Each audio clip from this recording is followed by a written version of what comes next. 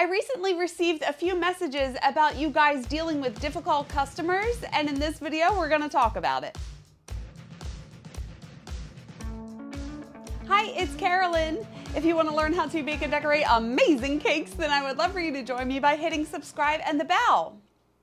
So I love making cakes. It is very rewarding, and most of the customers that I deal with are so wonderful. They become personal friends.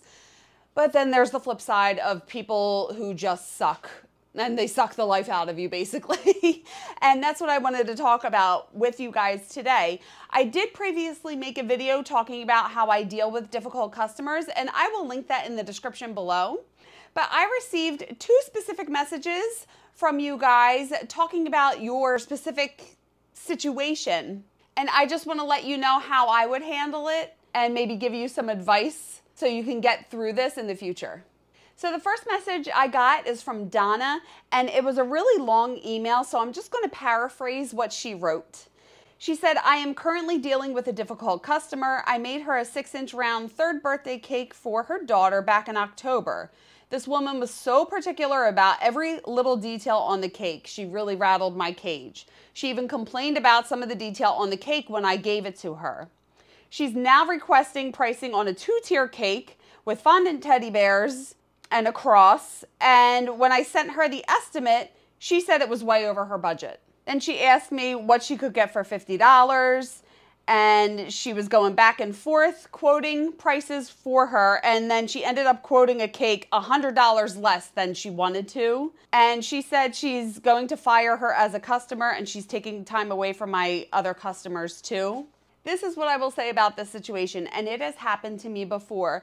And I understand when you're first starting out and you want and or need the business, it's difficult to tell people no and set your boundaries. However, it is so important that you do that. Now, do people get particular about their cakes? Yes. I can understand that to a degree because it is an investment that they are making. However, when they want to be a helicopter mom and hover over you and make sure you're putting, red in the left quadrant and then make sure the stripe is this big, and then it's like, make your own cake. Right? It's so stressful. It's not even worth the stress, especially if she wants to pay you $50. What I try to tell people, and I've said it before in my videos, is I try to give 2 or 3 options when I am quoting cakes. So what you want to do is a minimal design option, which would be the lowest price, a mid-level detail, and then an extremely detailed option, and let them choose from that. And if they have a problem with your price, if they say that's way over my budget, what can I get for $50? I would say you can get an Uber and drive over to Sam's Club and then buy your cake, because I ain't making it. But I wouldn't say that because, we can't as business owners. You have to be politely aggressive when you're holding your boundaries. So I am at a point in my business where if somebody wants to argue with me over price, I just say, I don't think that I'm a match for you, and there's probably someone else out there who would be able to accommodate your budget. And leave it at that. There's no point in arguing with people back and forth, trying to get them to talk you down. Well, what if I get 1 teddy bear instead of 2 teddy bears? And then how about I just do this instead of this? And then that's when she said, I'm firing her as a customer. She's taking up too much time. She's taking time away from my other customers. And I'm so glad that you recognize that. Some people just are not worth the effort. And no matter what you do, you're never going to make them happy. So it's best to just cut the cord, cut them loose, block their number, block their email, or be going on vacation, or be too busy whenever they ask for you to make another cake. All right, the next message I got, do you ever have problems with people paying for cakes? I have people send me requests for quotes, but never send me the deposit. Then I have to chase them down for the deposit, and they won't send it for weeks. Then I have to chase them down to pay before I start making it. I'll send them an email asking if they still want the cake, and they say yes, but they don't send the money. Then a month later, tell me they're ready to send the money for the cake. Okay.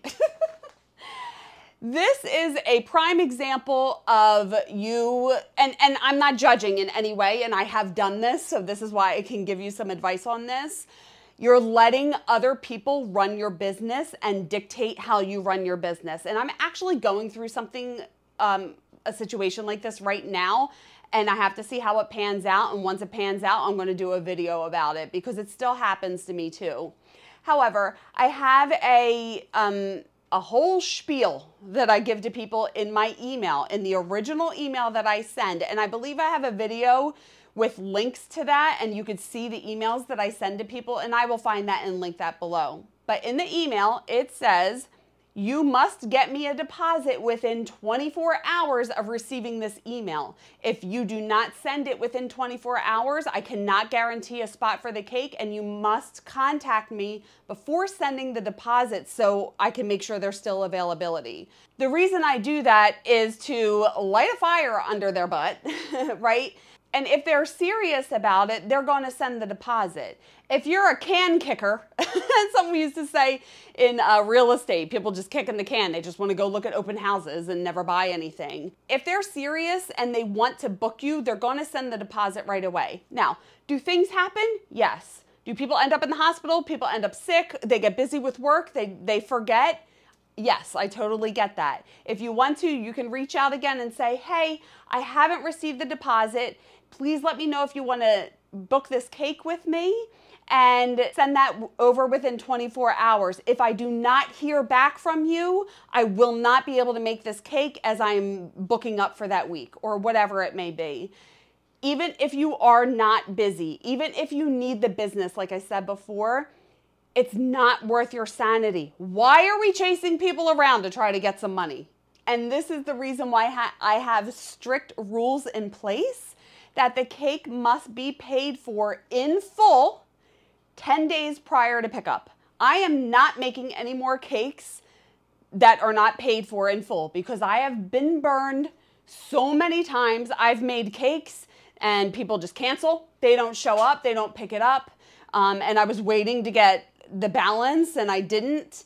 I've had people try to change the detail or the design. No, that's all in my email. You can't change the design, the flavors, the detail. Everything must be set in stone and paid in full 10 days prior to the pickup or delivery date. And that's like the lockout date. You have all this time to change your mind or modify the design.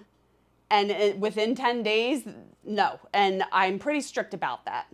So you have to be willing to walk away from the sale and keep your boundaries in place. So what I like to do, it's kind of like this Jedi mind trick, if you will. Just send them an email if you don't hear from them, if they are not giving you the payment, and just say, hey, after many unsuccessful attempts to contact you, since I have not heard back from you, I will not be able to make this cake as I have taken on other orders, or whatever it may be, just to let them know that you are not available anymore. And two things happen. Either they ignore you, or they'll write back to you right away and say, oh my God, I'm so sorry. I've been so busy at work, and then this happened, and then this one was sick, and then this one, you know, and the whole list of excuses comes out. But if they really want to get the cake from you, they will pay right then and there. And I just have one more thing that I want to personally say before I finish. And I'm sure that this happens a lot with you guys, and I just want to address it. So when you have a customer come to you and promise the world, oh my gosh, you're going to get so much exposure. You're going to, I need you to make this cake, but there's going to be 500 people here and they're all going to take your cards and you're going to get so many orders from this. Really? Like every single time someone said that to me, I never got one order. All right. What they're trying to do is get you to make a cake for free and or at a discount. And I don't know how to say this, but the energy behind that is not right. That's not the way that you deal with people. And I've said this in videos before. I go above and beyond. Like this week, I'm making a 3rd tier on a cake. She didn't want 3 tiers, but I'm doing it because I have some time and I want to make it look nice. And, like I'll give free delivery. I'll give, whatever it is, extra decorations or whatever. But when someone expects it from you in a promise, an empty promise to give you more business, I'm just so over that. So the reason I'm saying that is because last month I was super dead, and this one lady wanted this cake, and I quoted her a price, and she said it was way too expensive, but what could you do for this price? And basically it was like half the price, but I could do it, but it was not going to be as detailed. It wasn't going to be as sharp, and you know, it wasn't going to be like what I originally quoted. She was so grateful. She thanked me. Oh my gosh, we have so many events coming up, and you're going to get so much business, and this is going to be so wonderful. And after the party, she called me, said that the cake was great, but then told me I was too far and she can't always have friends pick up her cakes. And basically, she's not going to order from me anymore. Now, it's annoying. I didn't believe her when she said she was going to get me so much business, because I never believe when people say that, because it's never happened. But just the fact that this is just something to look out for. All right, just trust the energy behind it. And I don't know how else to say it. I'm really in tune with energy, so I can feel people's purpose behind their words. So just trust your gut when you're dealing with people.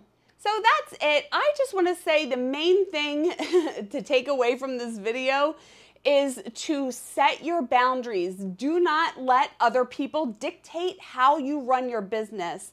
Have specific rules in place. You must pay your deposit within 24 hours of getting this email. You can't request a quote and then I don't hear back from you for 4 weeks, and then 2 days before the party you say, okay, when's the cake gonna be delivered? No, that's not how it goes. You pay a deposit and then we converse back and forth about the cake, and then 10 days prior to pick up or whatever, it's paid in full, everything's set in stone, and then I make the cake. And that's just personally what I like to do. You can figure out the different boundaries that you want in place to make your business run smoother.